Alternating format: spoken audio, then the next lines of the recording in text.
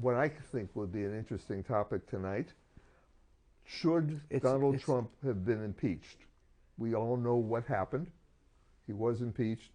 He was voted not guilty by the Senate. The real interesting questions to me are, after everything's said and done, one, should he have been impeached in the first place?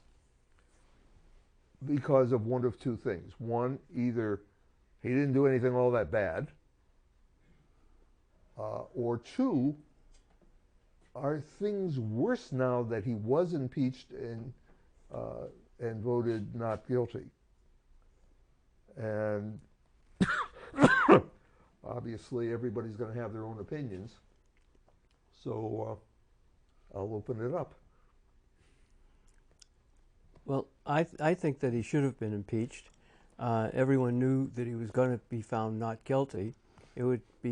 I thought it was interesting to see how many Republicans would vote guilty on either one. And it turned out to be the former Massachusetts governor. Mm-hmm.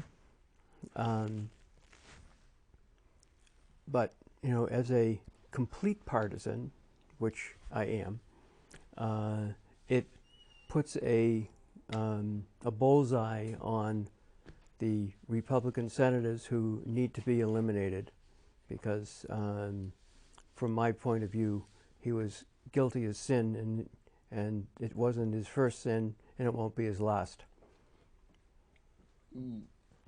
Yeah, but I disagree there, actually. Mm-hmm. That I think looking at it objectively, although we might think that he has done so many things, but the Democrats have spent so much political capital on going through this whole exercise, knowing full well that even though given their majority in the House, they would find him guilty, and then he will be acquitted in the Senate. It's not so much finding him guilty in the House, it's identifying all the things that he did. Actually, not all the things all the things that he did on these two subjects. And you know, he violated the law on in both accounts. He asked for something, and you know, if you go in to rob a bank and you go in at 3:10 and the bank closed at 3 and everything's locked up, and then the police come in, you're still guilty of trying to rob the bank.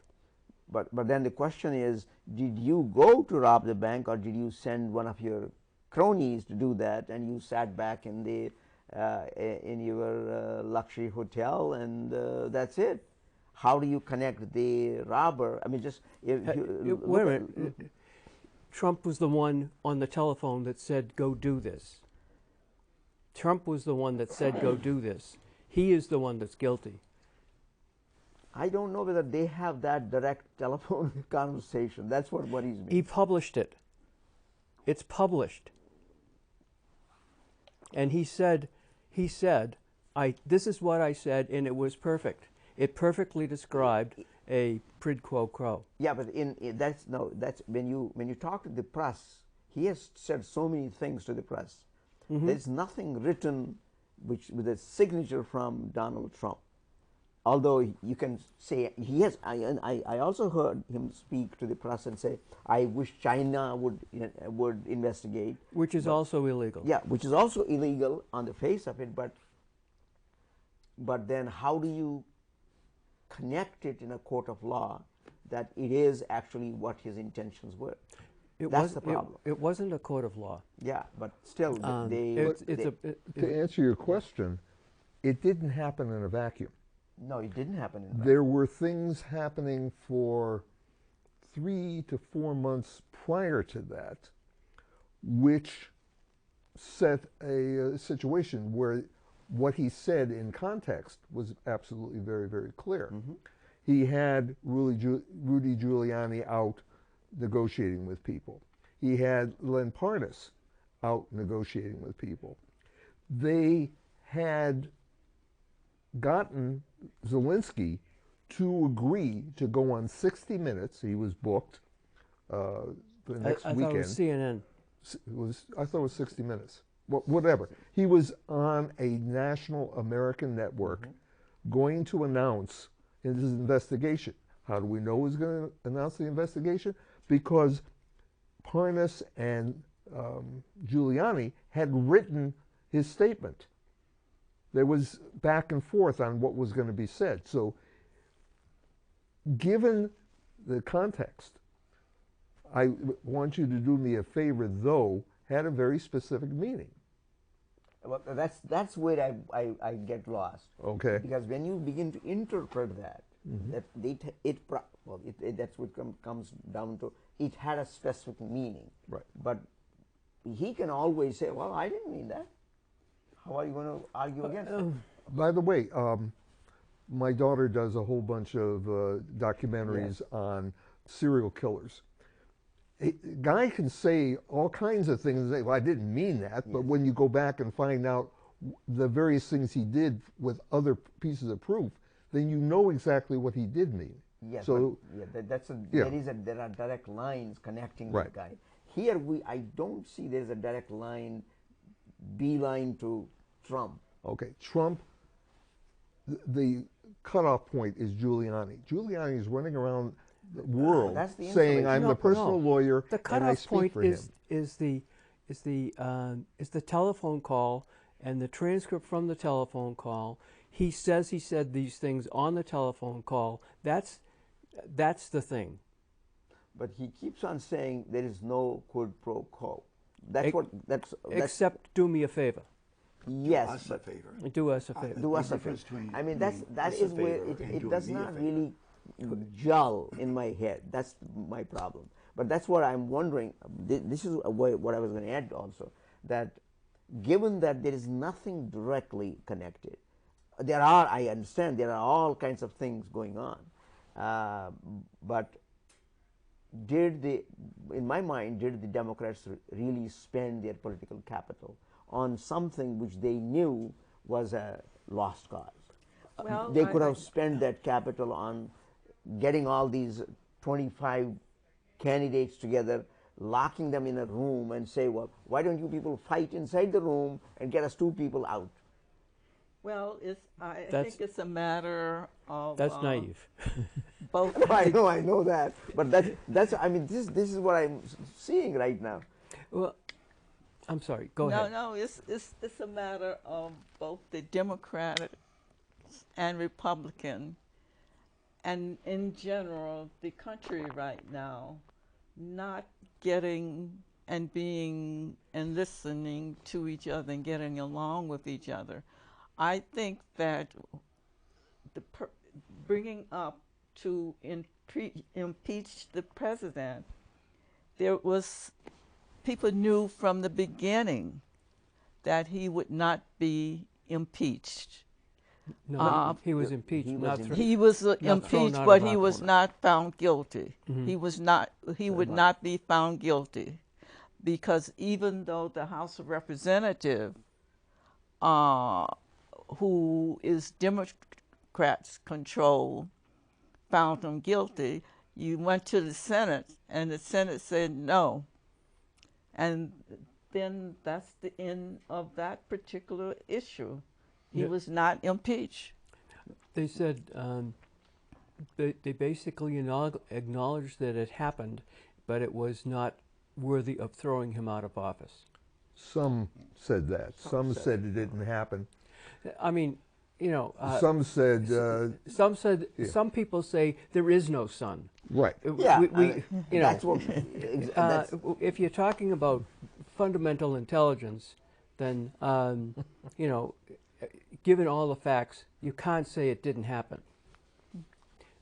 Now, you also can't say that he didn't illegally withhold the money. Right. Eventually, they got it. But if he's going to put a hold on it, he must inform the Congress. I agree.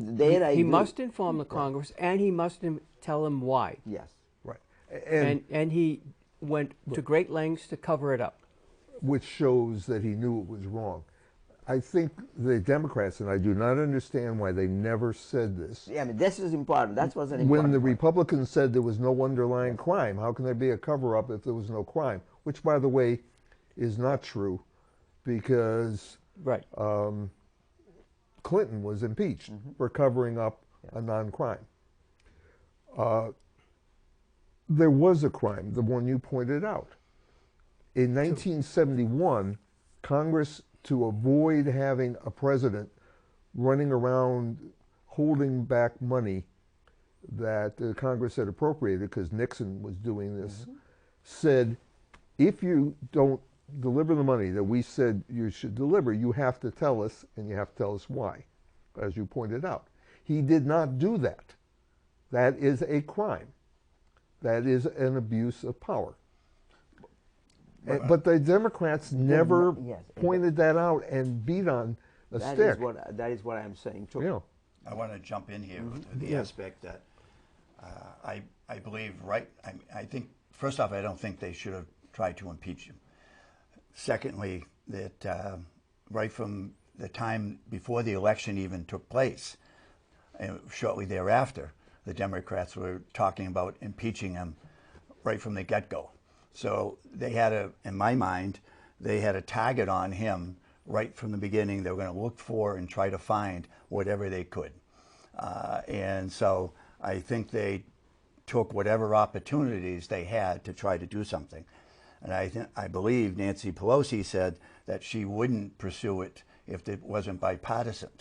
And so obviously she changed her mind on that, and then she dragged us out for 30 days or something, 30-something days, because I think she knew that this wasn't going to go down well. And she was hoping, in my mind, that she was hoping something else was going to come up. She was going to find some other angle. And I think it blew up in their face, and I think that Trump is going to is benefiting by that. He is benefiting. Right. He is His poll numbers are up all over the place. Can I make a point? You said Democrats wanted to impeach Trump from the time he was elected. It's probably true. There were individuals who were talking that way. The same thing was happening when Obama got elected. Yes. Well, I don't remember. I Oh, don't, yeah. Yeah, I yeah. don't remember Oh, yeah. who. Well, Trump was one of the people who was one of the flag bearers of the birther movement. Right. But And- again, there's a question on that as far as I've heard, because I have heard that Hillary Clinton, not her herself, but her staff people were the ones that originally started that rumor. And it may well be. But when Obama got elected, it wasn't Hillary Clinton who was saying we should impeach this guy, in this case, because he shouldn't be president in the first place. Do you recall who said that, or I don't recall that being said. I actually early looked on. it up not too long ago, and I don't remember where Okay. the initial thing was. But most presidents, when they're elected, within a couple of months, have somebody running around saying they should be impeached. So the fact that it happened to Trump, it goes with the territory. Are you talking about somebody that's in Congress that was running around? Yeah, Not just there- a general there person. were- I think the general public was saying that because of all of the But I think all it's- of the Russian interference in the election. Well, that's your belief about that. Oh, But come on. Come on. Okay, the FBI, It's the different if CIA. it's somebody that's in Congress is talking about impeaching versus somebody in the general public. I As a think. general rule, within a couple of months after a president is elected, somebody will introduce a bill in the Congress. It doesn't go very far, but it's one of the things you do because the president says or does something you don't like. And Trump is, in that regard, is no different than anybody else. I mean, And I do know Obama. I know that for a fact, and I will send you an email in the next day or two after I've found who it was who introduced it the first time and when. Okay. well, you had actually this my favorite guy D'Souza. He he made a documentary about that, and saying that Obama. He actually wrote a book also. Obama is actually getting us the ideals of his Kenya roots in practice here, and he should go back. All kinds of things in the documentary. But that, and D'Souza was one of the, and along with Trump, they were all in there saying from the very beginning that Obama wasn't born here. He should be thrown out and all that. But Yes. Obama survived all those 8 years. But as soon as Trump got, I think, as soon as Trump got, it was just before Trump. It was in the summer of 2016, after he had been nominated, That he he had a said- press conference saying, Stop. Obama was born in the United Yeah. States. 2016. Yeah. I mean, that was interesting that as soon as he got nominated, he just said, Right. I want to go back on what you said in reference to, you said D'Souza. D'Souza. He said that also? yeah, About yes. birthing? Yeah, he was. I've never he was, heard that. Yeah, D'Souza was actually very much into how this is all Obama bringing Kenyan father's legacy, and he's practicing that here. And I mean, he says all kinds of things, but you have to really listen to him. But D'Souza is very smooth, and you listen to him, you believe everything, and then you begin to think about it a little bit. Then you wonder, where did he get all that? Some of the stuff he says, you have to look it up. It comes across very solid, but then you look at it and you find out maybe there are some cracks there, and usually that's what a good orator is. Now- They will sew the things together and present it to you, because that's what politics is about. Politics is not about intellectual exercise; it's emotional practice. Yes, and politics, here's my firm belief, and it's this, that if our economy had been doing poorly during this time now, things would have come out differently. People would have seen differently related to Trump. I think the economy is doing well, and so they have a different philosophy here, and I think it's the economy that influenced a lot of things. That happens in every presidential term. When the economy is bad, that's what Clinton said. It's all economy is stupid, and that is right on. Yeah. So if the economy is not good, presidents But the shall economy suffer. was getting progressively Yes. better in the last 4 years of Obama. Obama. Yeah. Obama, And absolutely. it has gone pretty much at the same rate. Yes, and pretty soon you will Yeah. have a cycle going down. Yeah. Yeah. No, I mean, Trump obviously did a lot of things as far as deregulation on things that stimulated the economy more than Obama ever done. The aspect of him with making oil much more accessible was a big plus. So I mean, these are things that these two things specifically would not have happened under Obama, and whether or not that how much less of a drag there might have been on the economy without those two things alone. How did Trump make oil more accessible? Just by being able to make drilling rights more. We have more oil than we need. Well, he did the fracking was a big deal that opened The up fracking a fracking lot more. had been around Yeah, but it's well stuff- before. As a matter of fact, fracking is almost as old as oil drilling. But the real push for fracking happened, as far as I can tell, under Obama. It may have happened under Bush before then. But So the pipeline. the was- pipeline got approved. By the way, it hasn't been completed. We're not using the pipeline to get the oil down. So how did that improve? And we had thousands of miles of pipeline already. Right, but I mean the big the new- pipeline that made the bridge. difference. Yeah, I can't remember Keystone. Thank Keystone. you. Has not been completed, so you can't And- say because of that now we have more oil. Well, And the fact is that there the is fact more of the oil. matter is that's bad oil that they want to put through, because it's very dirty. And it's But- gonna- Well, that's essentially the fracked oil comes out that way simply because it's the oil from Canada. Yes. Yeah. But That- in North it's Dakota. not fracked. it's full of impurities. Shale. Is that shale? Is it No. the sand or something? Sand? Well, the oil sands. But that's And North Dakota detergent. and some of the And Canada. detergent. A lot of the Canadian oil is okay. This Right. particular oil, But that Yes. they already have pipelines for that. But all that goes down to Louisiana for export, actually. Houston and Louisiana. Yeah, primarily processed. Houston. That's mostly for export. To be Yes. processed. Yeah. So instead of having the oil dealing with refineries in the middle of the country and having the middle of the country getting cheap oil, now it's all going to go to Houston so it can be exported and everybody will pay more. I want to go back for a moment with Paul said, Yeah.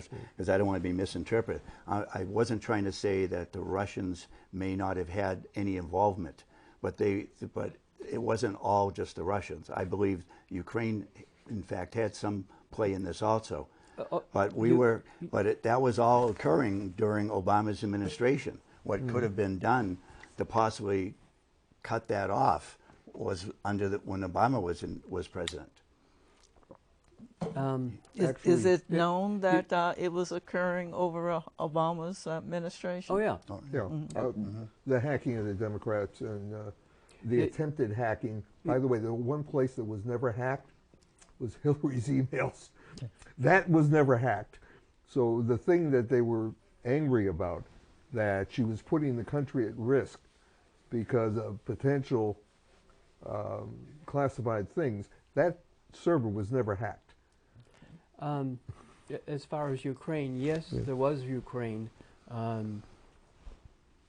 In that, bad stuff was being done by Ukraine, but it was through Paul Manafort, who was the campaign chairman of the Trump for president.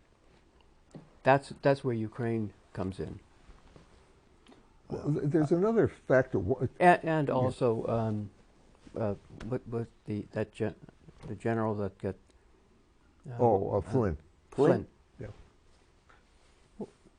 What did he have to do with Ukraine? I don't know. He had a was- contract with Ukraine. I thought he had a contract with Turkey. Wasn't it Turkey? Oh, I'm sorry. Maybe it was Turkey. Yeah. I think, personally, I think Flynn was prosecuted improperly, and I think he's going to be. I think there's going to be a new trial, and I'm not sure he's going to be found guilty later on. Why was he This thing- prosecuted improperly? He lied about something that he was Right, found but out. I think it's starting to come out a little bit that it may have been there before, that there was some twisting of his arm as far as if he didn't confess that his son was going to be indicted or charged with something or Right. other. Yeah. And With the so same there thing. was some gentle persuasion to try to make some things But come out. the facts were he did make phone calls trying to tell the Russians, among other things, don't get carried away about the fact that Obama's doing these sanctions against individuals. We'll clean it up. Yeah. And also, he was working for, I think it was Turkey, you thought it was Ukraine, without telling anybody, as the national security advisor. In other words, I'm an impartial person working for the U.S. government, and you're giving me money to make sure that the U.S. government takes care of you. And then if I lied about it, then maybe I should go to jail. I think this is much more complicated than we know. Nothing is simple. Yes.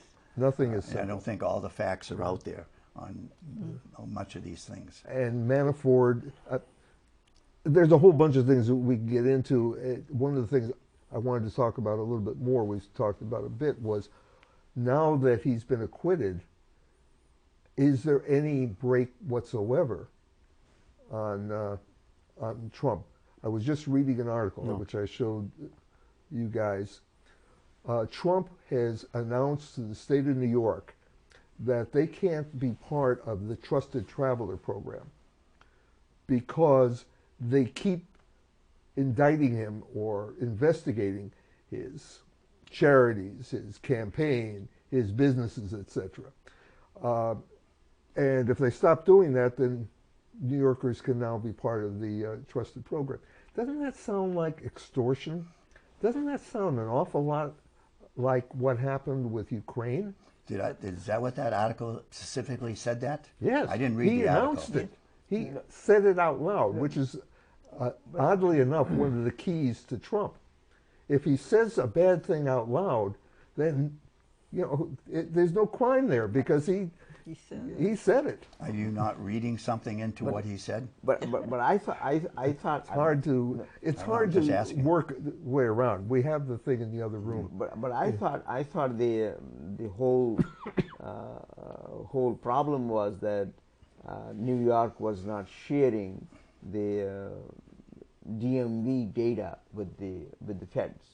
That is why they have been excluded from the global travel program. I thought that was the key. That I didn't see, but the article says he's saying national security.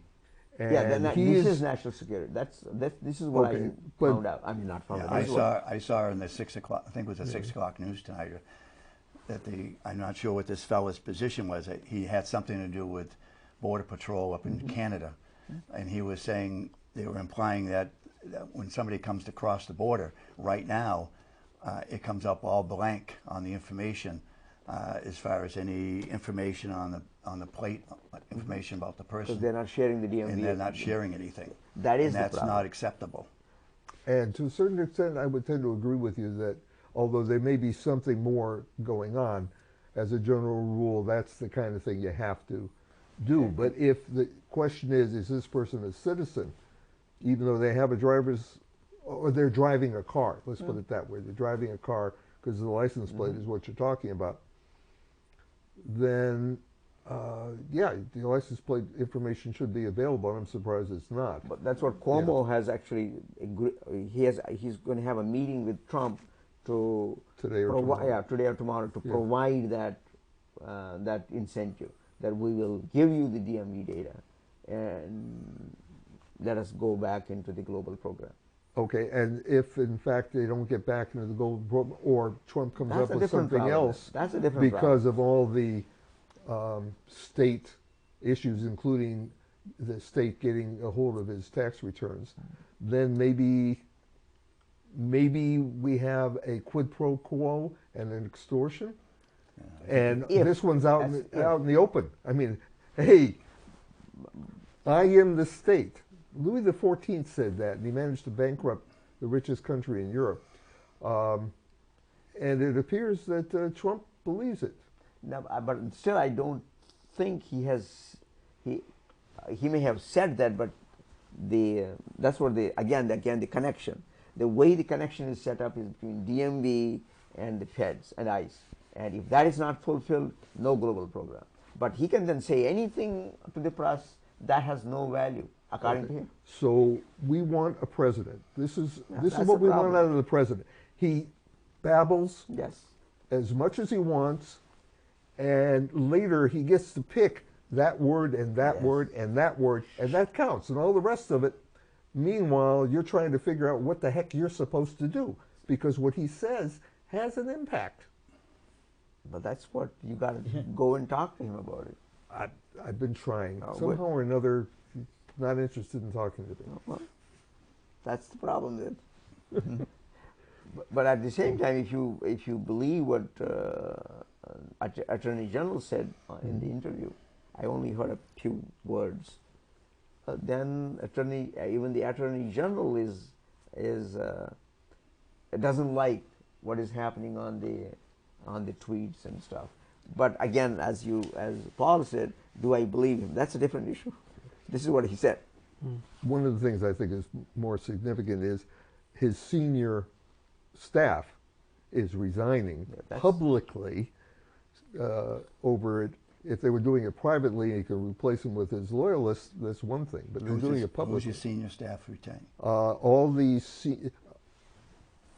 four prosecutors of Stone withdrew from the case. One resigned, and there's some scuttlebutt that a lot of senior members of the Justice Department are considering resigning. Is this a national security? No. This is Justice Department. Prosecutors. under, Okay. so I can't think of Loyal, his name. the lawyer prosecutors in the Stone case. Well, those are the four. Yeah. Right. But then others are supposedly considering resigning. But at the same time, looking at it as a broader picture, doesn't the Attorney General work for the President? Supposedly, up to a point. Yes. The Attorney General is He's not supposed to be there to independent. act as a defense counsel for the President whenever he gets into perceived trouble. Yeah. Yes. He has a lawyer. He Yes, has that's the, a different. he has the White He has House lawyers. lawyer. He has a White Yes. House lawyer. But what I'm saying is because the Attorney General is a political appointment, Yes. and because it's a political appointment, appointed and kept there at the pleasure of the President. Yes. So Yes. that means, directly or indirectly, the Attorney General takes the directions from the President. Direction, but he is supposed to be independent if there's something that Right. Relatively independent because he controls all of the law enforcement. Yes, but If in fact I am in charge of law enforcement and Chuck says something I don't like, and so I go look at his tax returns, I go talk to everybody who ever knew him in the various places he lived, and then I say, you know what? This guy's a little shady. We're going to open up an investigation. I do it publicly. Chuck's life may be ruined. I haven't done anything wrong. You know, I had reason to believe that there was something shady about Chuck, so I followed it and followed it and followed it, and I did it publicly. And people will come up to me and say, the guy didn't mow his lawn. Yes. He left barrels out all the time, and he had loud parties. of course. And there's something wrong with him. Now, what I am concerned about, that not only this country, but the world, we will have people involved in our country election from other country, and we are probably will be involved trying with other countries for their country trying to make decisions. And I think that involvement, undercover involvement that is going on, that is really detrimental to our country, and it will be detrimental to the other country, to have countries interfering with us during election, and we are interfering with other countries during election. I'm a little bit frightened of that this will continue now and may make it seen as this is a normal sort of thing. Well, to your point, it has been I shouldn't say normal, but it has been an established practice over the years.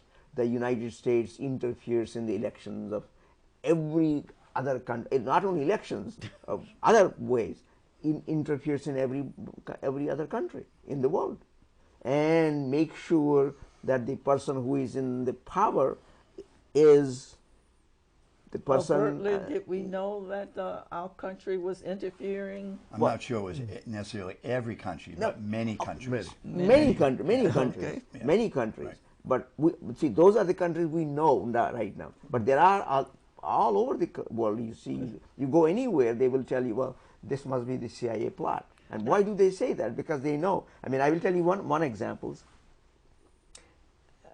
Richard Nixon gave an interview with David Frost long time ago. And one of the questions David Frost asked him, there was I think it was during Nixon's time that Bangladesh was created. And there was India-Pakistan war at that time. And so David Frost asked him, how come you sided with the dictator in Pakistan? He said, because he was our friend. He says, didn't you realize he killed thousands and thousands of people? He says, he was our friend. That's number one. Number two, he said that which was kind of not surprising, but it was kind of interesting. He said that within half hour of the decision that the government of India made to invade Pakistan, we were already informed. And David Frost asked, how was that possible? He said, because we had a person there. I mean, this is, you're talking about the cabinet meeting. Is this a normal procedure? Yeah. I mean, this is, Old yeah, I mean, this is 1971. So that's what I'm saying. This is normal. It should not have happened, but obviously there were people planted already there. So what can you do? And same thing, if you go all over the African countries, they will tell you details. You go to all the greater Americas, they will tell you details. But it's also happening on the other side. Yes, As Paul said, Russia, and I'm saying also Ukraine, Yeah, but I'm sure China Yes, and, exactly. and multiple countries. Depends So- on how much power you have. So why do we vote? Well, I'm not saying they're necessarily going to change the election directly, but they're certainly trying to impart some biases they have from their viewpoint.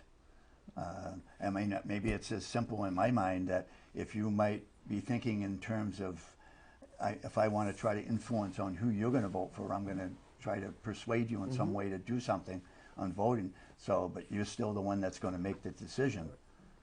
I don't know if that's a comparison, but I'm trying to think in how these other countries may have some ways of influencing what's going on indirectly. Well, or directly by providing information or pretending to be someone else and providing information.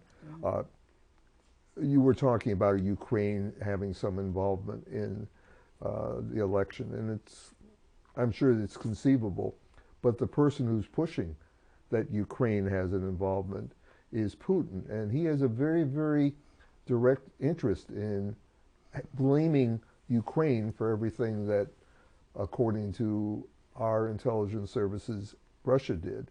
And that is because Obama said, Russia, you're doing this, stop. They didn't, so he took direct action and put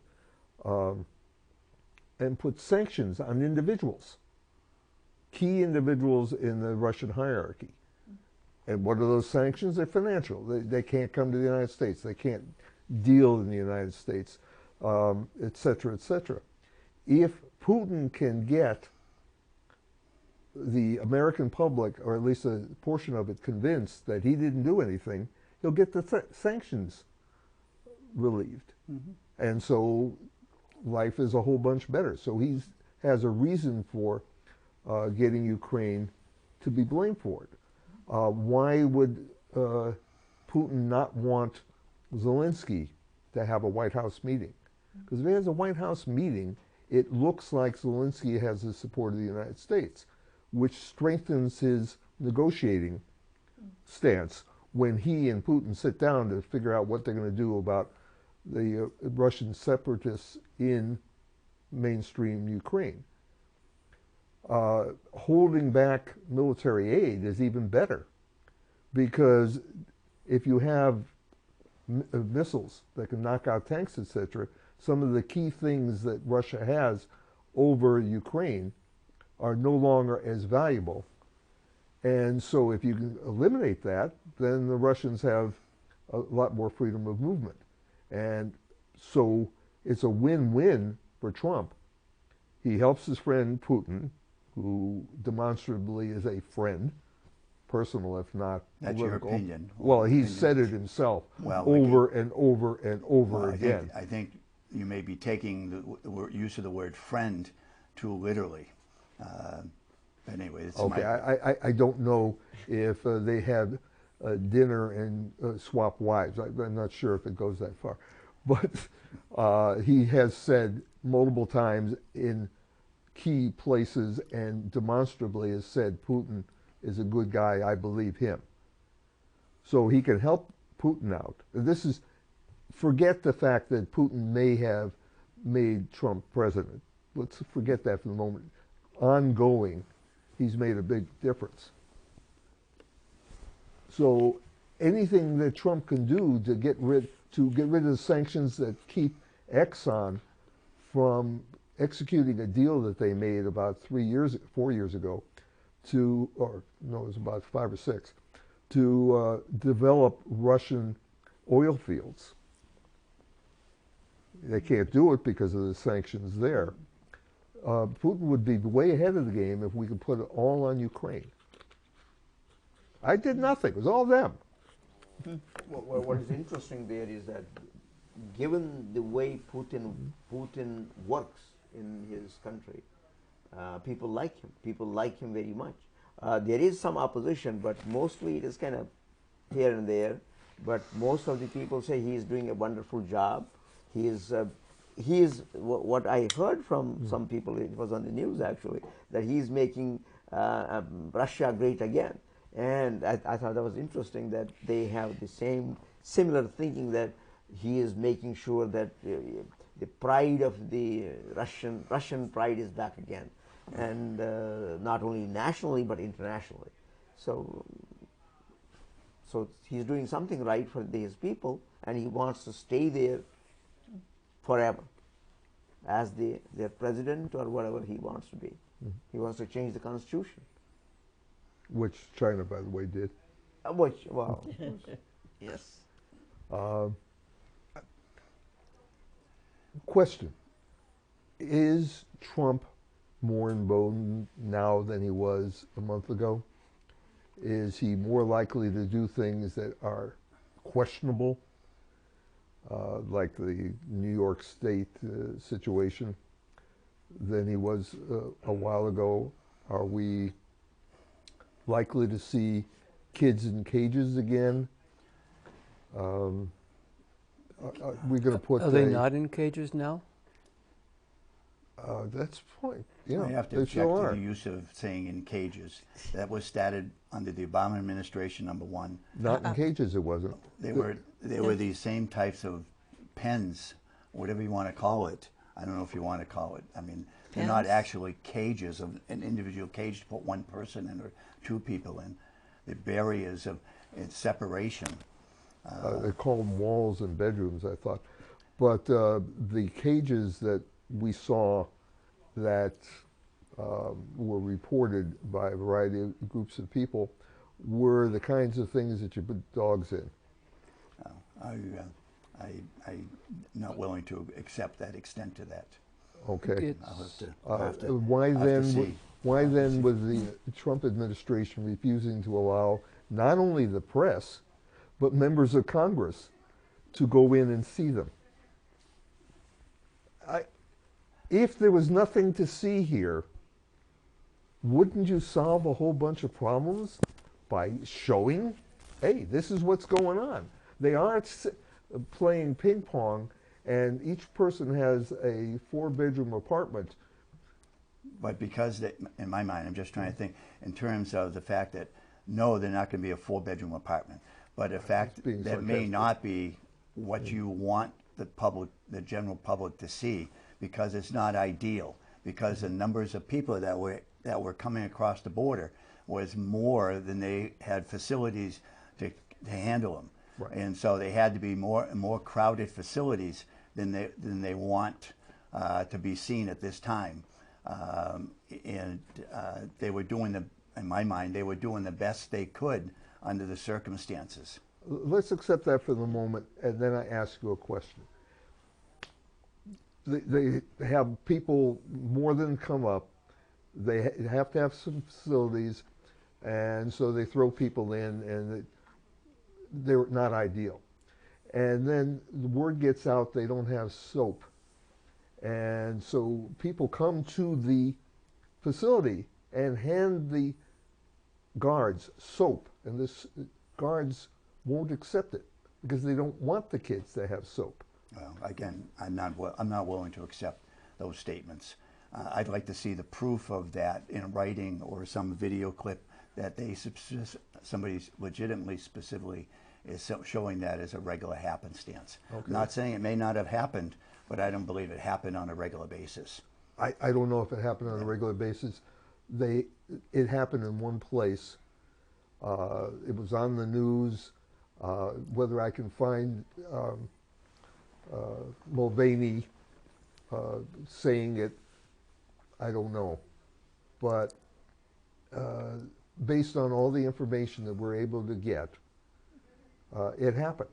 And if that were true, then you can begin to believe some of the other things that we may not have as detailed information. I'd like to hear what Paul has to chip in here. I, the soap, I think, is an issue, but it's a smaller issue in my mind. As you said, there are more people than they ever anticipated, and they had so many people in these confinement areas, let me call them, that they had to sleep standing up. They couldn't sleep lying down because there wasn't enough room to lie down. It was like a crowd, and they showed that on television. Wow. And sometimes things get out of hand. But the other factor was they were treated this way because they were criminals. They crossed the border illegally. Turns out they had a right to cross the border and ask for asylum. And until it was adjudicated, they were well within not only international law, but American law. So given that, there was no question that it didn't matter whether they were illegal or not. We didn't want them here. We were going to treat them as badly as we possibly could and hope the message got out so somebody else wouldn't come. And that, at that point, when we are doing the illegal thing and blaming someone else, that's when whatever we think America should be has been violated to the nth degree. One of the problems of that accumulating people was that the number of judges who would have seen those people, there were not many available. Oh, and by the way, they were being reduced. The number was being reduced. They didn't want the judges to be adjudicating this stuff. They wanted the people gone. I'd like to know where you get all this certain information from. And You sound very certain on many of your things, and I just don't. I'm not willing to accept that without some other evidence. Okay, well, So I want you to be able to find some of that info. I will try to find some stuff. And I, in listening to the two of you, I would love to find out where you get your information from. That's fine. That's I shall do that. Okay. I do know that there have been announcements over the past year where Trump is doing whatever he can to reduce legal immigration. He has canceled a Obama-era program, I think it was Obama-era, but it had been prior to that, where if someone came to the United States and joined the military, they would be fast-tracked to citizenship. And not only did they cancel it, they deported the families of these people who were in the military, which is, in my mind, truly stupid. You give somebody a gun and you train them how to use it, and then you mess with their family. And then you may wonder why these people are doing all this bad stuff. Aren't we a wonderful country? Wouldn't we give them all this opportunity? Not only that, they deport them after they get out of the military. But that's not the law. Law is that that's a fast track to become a citizen. Actually, Well, they've started deporting them now. If they're not citizens yet, yes. and they've done their 4 years of service, and if they're not citizens yet, they're gone. I haven't seen anything in That reference was to that. that was That's announced happening now. by the administration. Yeah. There's a lot of things being said here. I'd like to see some more. Okay. I'll ask you another question. Let's say all this stuff that we're saying is true. That none of it is made up, none of it is is exaggerated, it's true. Does that change your mind in any way? Sure. I mean, if it was not as a isolated incident, because I wouldn't doubt it that if some people may on their own take certain actions because they're frustrated or whatever the case may be, but that's not the general policy on how people are supposed to be treated. So that's what I'm looking for, is what is the real policy on these circumstances, not these individual situations where some people are taking it beyond. And you know, I'm not willing to accept that generality of certain circumstances. To answer your question, let's say one guy got out of the military and for whatever reason was deported, okay?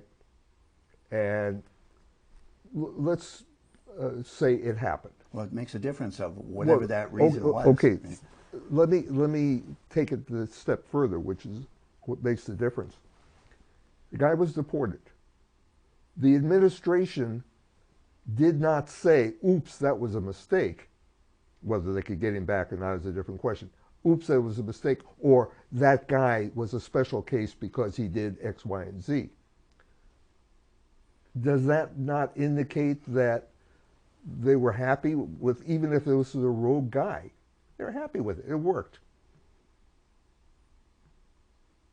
So now you can, because there's very little in this world that we know absolutely for sure. You have to give the benefit of the doubt. Or you have to say, based on everything else I know, the probability that this is true Right. is very high. And that would be a situation where somebody went rogue and they did something bad. And the administration, okay, fine.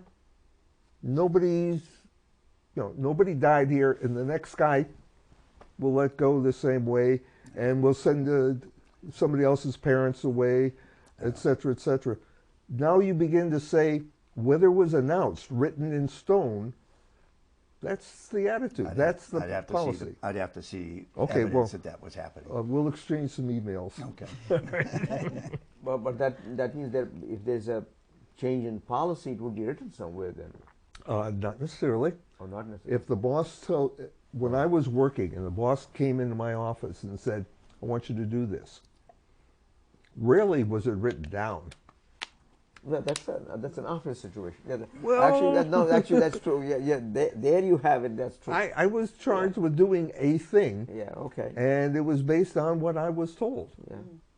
And rarely, once or twice, it was in fact a question of legality, but rarely was it something that was absolutely wrong or bad. This is what we want you to do. Go do it. And that's it. If you don't get it done, then it'll show up on your performance report. If you do get it done, then you're a good guy. And that's particularly how this government works. Don't all governments work like that? I don't know. The only government I've lived under, and one case actually worked for, Department of Labor. That's how it went. Nobody writes down exactly what they want you to do. No. They tell you. And when I was a manager, I told people. I didn't write it down. So that's the modus operandi. You have the whole system like that. Nothing is written down, and actually, so there are guidelines written somewhere, so you can then alter them as you go, as you see convenient, if it flies. If nobody is objecting, you just Right. bulldoze your way. Had a conversation originally about people should not immediately react to stuff. Okay. They should wait and see what's going on. And I said, in this particular government, you have to react immediately to everything, because if you don't react, it's considered, oh, then it's okay, I can do this. As opposed to, well, they're going to get all upset about that, if they're going to get their underwear in a bunch, then maybe we'll do something else. Now, acting immediately Yeah. in the past was voting. Are we not thinking about voting still? Well, I assume that we're yeah. thinking about voting, and there's hopefully people- we will. Yes. And hopefully we'll get an opportunity to vote. Number one, get an opportunity to vote, and number two, get an opportunity to know what the issues really are. Okay. Okay. Now, Both are somewhat up in the air. yes. Now, one of the issues that I've heard written, probably on TV, is that there's discussion going on about younger people, American citizens, should be able to vote. So they are thinking about changing the voting age to a younger age. Have you heard that? Yes, it's for local. My understanding is for local elections. For It's not for federal elections. for local elections, but if we start with local elections, I mean, there how are some soon? towns that already Yeah, do that. I'm not sure. Some in Massachusetts, towns- outside of Massachusetts, do that already. Maryland, I think, has Maryland. 2 or 3 towns. Really? Yeah, I have What is not the age? heard. 16? I think it's 16. Age 16. I think it's 16, Okay. but it is. It's if it's not 16, it's 17, but it is younger. Oddly enough, I'm in favor of that. I'm in favor of the local elections, particularly being any resident of the town, and those people who actually spend a great deal of time, like work in a town, should have some way of expressing their needs as well. I don't think if I work in Burlington as opposed to live in Burlington, I should have the same say, but I should have some, because I'm affected by the decisions made by the government. You mean as an employee? Yes. Well, yeah, No, let's say I work in at the Burlington Mall, and I'm there 40 some hours a week. Well, that's a private institution. Understood, but I, as an individual, there 40 hours a week. Yes. So you're correlating that with the federal government, the Congress makes rules, and everybody has to follow them. I've not gone so far as to say we should do it under the I mean, guidelines we of don't the live in federal. Washington D.C., so therefore we all have to follow them.